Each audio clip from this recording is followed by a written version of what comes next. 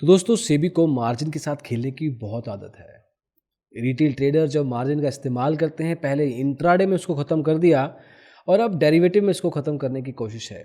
1 दिसंबर 2021 से मार्जिन का डेरिवेटिव में नया रूल आने वाला था, जिसमें कि 50% आपको एज कैश एज आपको अपफ्रंट मार्जिन देना पड़ता, ताकि अगर आपको पोजीशन लेनी है तो यहाँ पे भी आपको 50% मार्जिन देना पड़ेगा। लेकिन ये रूल को थोड़ा पोस्टपोन कर दिया है और जिस महीने में पोस्टपोन किया है उस महीने में एक और चीज़ होने वाली है, जिसकी वजह से शायद इसमें भी फ़र्क, इसमें भी ट्वीक, इसमें भी डिफरेंस आ सकता है।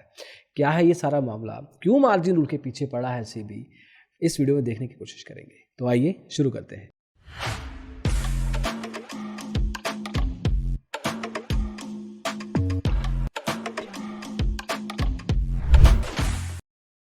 तो दोस्तों वैसे तो retail participation across the stock market एक ठीक लेवल पे बड़ी भी है over a period of time, लेकिन अगर हम डेरिवेटिव्स की बात करें और फ्यूचर एंड ऑप्शन कॉन्ट्रैक्ट्स की बात करें तो नंबर्स काफ़ी स्टैगरिंग है।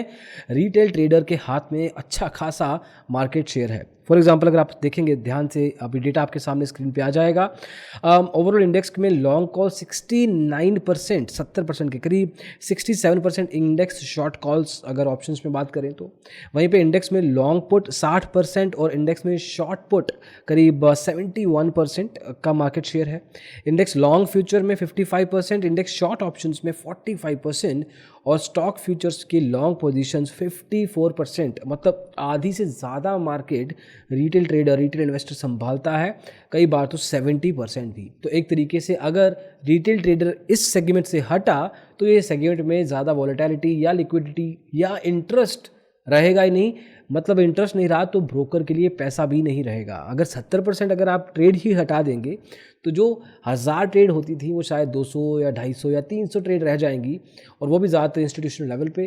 तो एक तरीके से जब रिटेल ट्रेडर का पार्टिसिपेशन कम हुआ तो यहाँ पे डायरेक्ट नुकसान ब्रोकर का है, और ब्रोकर को अभी ये बात समझ नहीं आ रही, जो पहले भी इसके साथ हो चुका है ब्रोकर कम्युनिटी के साथ, फिर दोबारा होने के चांसेस है। अब कल है दोस्तों 25 नवंबर। 25 नवंबर को इस महीने की एक्सपायरी डे है।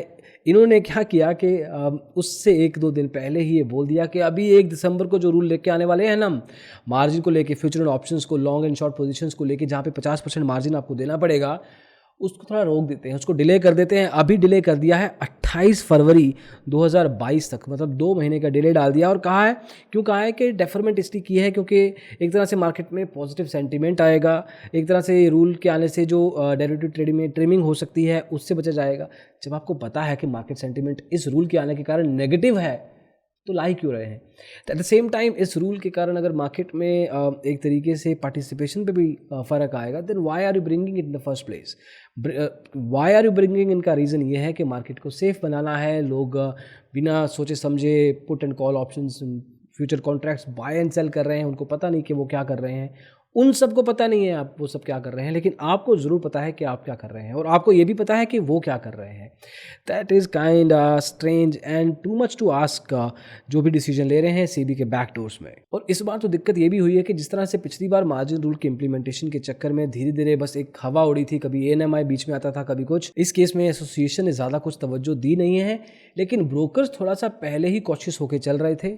ब्रोकर्स ऑलरेडी 50% मार्जिन, कई ब्रोकर ऑलरेडी 50% मार्जिन अपने क्लाइंट से खींच रहे हैं, और एक तरह से पेनल्टी भी लगा रहे हैं अगर 50% मार्जिन को मेंटेन करके ट्रेडर नहीं रखता है तो। और उसी ब्रोकर कम्युनिटी का कहना है कि इसके कारण, इस रूल के कारण मार्केट में थोड़ी देर के लिए, शॉर्ट रन के लिए ब्रूजेस आ सकते हैं, दिक्कतें हो सकती हैं। ट्रेडर्स को फिर से एक तरह से समझौता करना पड़ेगा। अब जो ट्रेडर पहले इंट्राडे ट्रेडिंग करता था वो भाग के ऑप्शन ट्रेडिंग में आया है या डेरिवेटिव ट्रेडिंग में आया है, अब उसको यहाँ पे भी आप मार्जिन मत दीजिए तो जाएगा कहाँ। क्रिप्टो करेंसी सरकार वैसे ही ब्लॉक करने वाली है, तो एक तरीके से मतलब ब्लॉक करने वाली है, या बिल एटलीस्ट पास होने वाला है, जिसमें कि जो मेजर क्रिप्टो करेंसीज हैं उनको छोड़ के बाकी सब पे शायद बैन लग सकता है, शायद। बट अगर वहाँ पे भी बैन लगा देंगे, यहाँ पे भी मार्जिन मांग रहे हैं इंट्राडे में, और फिर ऑप्शंस एंड फ्यूचर कॉन्ट्रैक्ट्स में भी अगर आप कह रहे हैं कि मार्जिन लेके आओ तभी आप ट्रेडिंग कर सकते हो, that means you don't want retail traders anywhere. आप चाहते ही नहीं है कि रिटेल ट्रेडर एक तरह से मार्केट में सर्वाइव करे। हाँ, इन्वेस्टर बनना है लॉन्ग टर्म तो आओ बिंदास, नहीं तो आप शायद किसी और देश का सिटीजनशिप लेके, जहाँ पे क्रिप्टो या डेरिवेटिव ट्रेडिंग नॉर्मल तरीके से विद मार्जिन अलाउ होती है वहाँ चले जाइए। ये हम नहीं कह रहे, शायद सेबी भी नहीं कह रहा, लेकिन कुछ लोग कहेंगे आपको कि उस देश में चले जाओ जहाँ पे ये सब अलाउड होता है। तो दोस्तों दिक्कत तो है, लेकिन दिक्कत डिले हो गई है। फरवरी 28 2022 तक अभी तक इसको डिले कर दिया गया है, लेकिन फरवरी में एक चीज़ और होने वाली है। जैसे शुरुआत में आपको बताया था कि वो क्या है दूसरी चीज़ ये है कि फरवरी 2022 को जो अभी सेबी के चेयरमैन हैं मिस्टर अजय त्यागी, उनका सेबी के इस पोजीशन पे लास्ट महीना है। फरवरी के बाद सेबी के चेयरमैन चेंज हो जाएंगे। मिस्टर अजय त्यागी इसको एक्सटेंड नहीं कर सकते इस बार, क्योंकि वो ऑलरेडी एक्सटेंशन पे हैं। तो हो सकता है कि जो नए चेयरमैन आए, कुछ नए रूल्स लेके आए, शायद देयर इज़ अ चांस कि वो एक तरीके से इस रूल को किसी और तरीके से देखें। और मे बी एक रीज़न ये भी हो सकता है डिले करने का कि Ajay Tyagi would want to leave the market at a positive note. जाते जाते अपना नाम शायद वो सेफ रखना चाहते हैं, और इस रूल का जो डिसीजन है वो अगले सेबी के चेयरमैन के हाथों में देके निकलना चाहते हैं। That's not a bad idea though, but better idea is not to do this rule at all. In fact even better idea is to bring in the intraday margin rule का जो पहले का सेटअप था एटलीस्ट 50% पे वो लेके आया जा सकता है। मिस्टर अजय त्यागी अगर नहीं सुन रहे तो जो नए चेयरमैन बनने वाले हैं, एटलीस्ट कुछ कैंडिडेट्स हैं, उनको तो पता है कि वो बन सकते हैं, आप ही सुन लीजिए। तो अभी दोस्तों बस इतना ही। F&O डेरिवेटिव में जो भी मार्जिन रूल को लेके अपडेट्स आएंगे वो आपको इस वीडियो चैनल पे आपको ज़रूर बताएंगे। अभी एज ऑफ नाउ थोड़ी सी हवा ऊपर नीचे है, लेकिन फॉर नाउ थोड़ी सी राहत की सांस आप ले सकते हैं। जब 2 महीने के लिए इस रूल को डिले कर दिया गया है, 2 महीने तक जिस हिसाब से मार्केट चल रही है वैसे ही चलने दीजिए। अगर आपका ब्रोकर आपको पेनल्टी लगा रहा है तो ब्रोकर ही चेंज कर लीजिए। एटलीस्ट 2 महीने तक तो आप आराम से F&O ट्रेडिंग कर सकते हैं। एटलीस्ट जब तक आपको पता है कैसे करना है ट्रेडिंग, तो you are responsible for your risks and your returns, nobody else is.